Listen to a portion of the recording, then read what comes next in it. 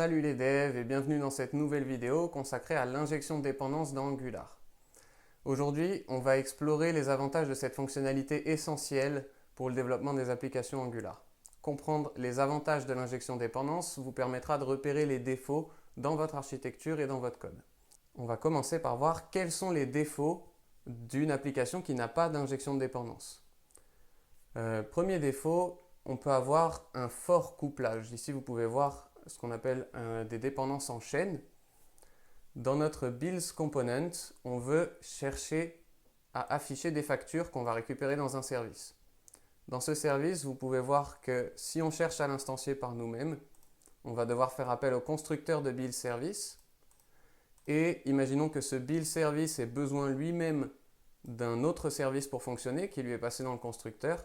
Dans ce cas-là, notre composant builds component est obligé d'instancier d'abord le random service dont build service a besoin pour pouvoir ensuite construire le build service que lui, on va chercher à utiliser. Donc c'est ce qu'on appelle du couplage en chaîne et on peut voir que notre composant builds component est couplé au random service alors qu'il n'en a pas vraiment besoin. Il en a besoin juste pour construire le build service et l'utiliser derrière. Donc, premier problème, le fort couplage. En deuxième problème, on va avoir le manque d'abstraction. Ici, on utilise une implémentation de build service directement.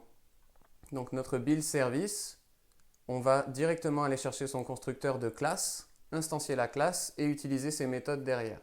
Donc on est fortement couplé à l'implémentation des fonctionnalités du build service. Ce qu'on fait généralement pour ajouter un petit peu d'abstraction, c'est qu'on est couplé vers une interface et tant que la classe répond au contrat de l'interface, on va pouvoir l'utiliser. Et si un jour on veut utiliser une autre implémentation, tant qu'elle respecte le contrat de l'interface, on pourra l'interchanger très facilement puisqu'on est couplé à l'interface et non pas à l'implémentation elle-même. Donc ça, c'est autre chose qui nous est apporté par l'injection de dépendance et ça va nous servir à être plus évolutif et flexible. Si jamais vous ne comprenez pas pourquoi c'est bien, on peut prendre l'exemple des tests. Un autre avantage, un autre problème d'une application qui n'utilise pas l'injection de dépendance, c'est que pour tester, on va avoir du mal à utiliser des mocks à la place des vraies implémentations, du fait qu'on n'a pas d'abstraction. Donc ici, si je veux tester mon build component, et que je veux moquer mon build service, dans un code comme celui-ci, je ne vais pas pouvoir moquer le build service. Pourquoi? Parce que dans mon test, je vais instancier mon build component, et ce build component utilise un build service, ici, qui est fortement couplé à cette implémentation-là, qui est mon implémentation réelle, pas un mock. Donc pour pouvoir essayer de moquer build service et d'utiliser un mock ici à la place de la vraie instance, ça va être carrément impossible. Ça sera résolu également par l'injecteur de dépendance. Dernier point d'amélioration, dernier défaut, on va dire, quand on n'utilise pas l'injection de dépendance, ça va être le fait qu'on ne peut pas optimiser le nombre d'instances. Ici, j'ai que mon build component qui crée une instance de build service. Donc, je pourrais me dire, j'ai une instance de build service qui est managée par mon application et tout va bien. Maintenant, imaginons que j'ai 4 composants différents qui utilisent le build service, ce qui est totalement possible et très courant même. Dans ce cas-là, on a un problème, c'est que le build service va être instancié 4 fois. Chaque composant va faire un new, chaque composant va manager sa propre instance du build service. Et on a 4 instanciations du build service, là où en réalité on n'en avait besoin que d'une, qu'on aurait pu passer à droite à gauche dans notre application.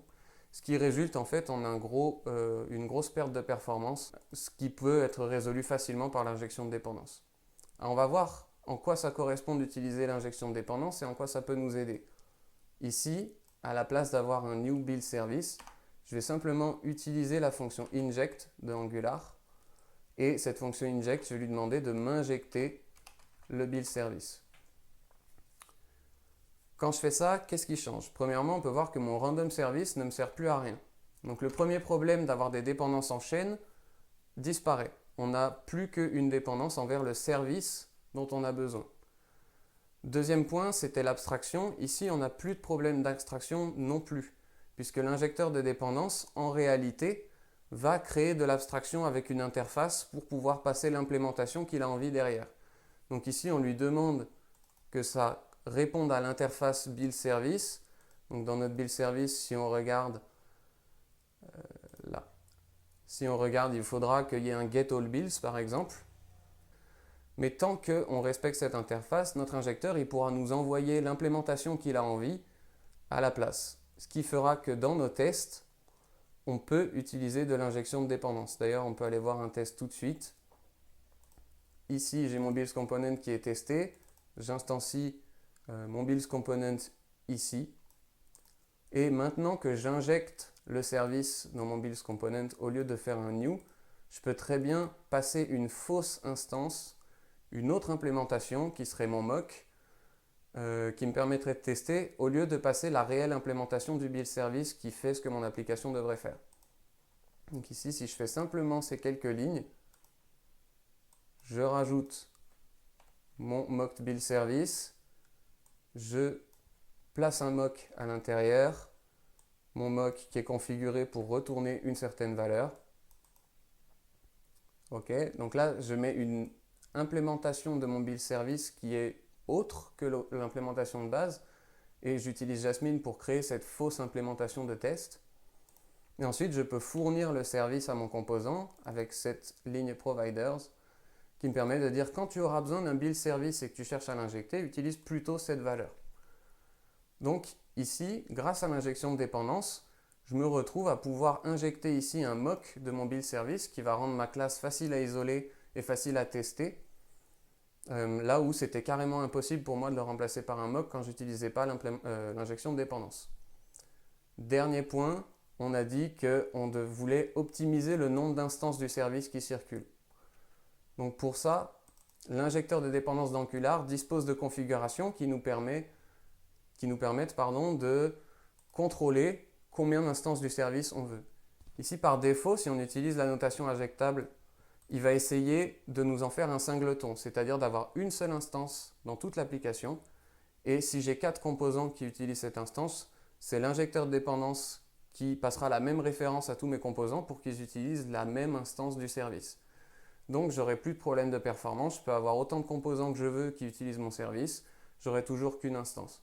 Et pour les cas où je n'ai pas envie de ça, où j'ai vraiment envie d'avoir une instance dédiée à un composant, on peut tout simplement lister ici dans une metadata providers les services qui sont instanciés dédiés à ce composant. Et je pourrais faire, imaginons, build service ici. Et voilà, ici j'ai une instance de build service qui sera injectée, qui est dédiée à mon composant. Et c'est cette instance dédiée qui va être injectée au lieu d'utiliser une instance singleton qui serait déclarée de manière plus globale. Donc voilà en gros en quoi l'injection de dépendance peut nous aider. Donc si on fait le bilan, on va avoir, grâce à l'injection de dépendance, moins de couplage. Ici par exemple, on a assez facilement enlevé le couplage vers le random service. On va avoir plus de possibilités d'abstraction, ce qui est toujours plus flexible et plus évolutif, et ce qui va aussi nous permettre de pouvoir isoler nos classes dans nos tests, ce qui va rendre nos cycles de tests plus rapides et plus efficaces. Et dernier point, on va pouvoir aussi augmenter les performances, améliorer les performances, grâce au fait qu'on peut gérer les instantiations au niveau de l'application et contrôler combien d'applications circulent lorsqu'on lancera notre projet Angular. Là où sans injection de dépendance, vu qu'on fait des new, on crée une instance à chaque fois qu'on utilise un service, ce qui serait complètement inefficace. Voilà, c'est tout pour cette vidéo. J'espère que ça vous a bien clarifié ce que c'est que l'injection de dépendance et que vous avez appris quelque chose. On se retrouve dans la prochaine.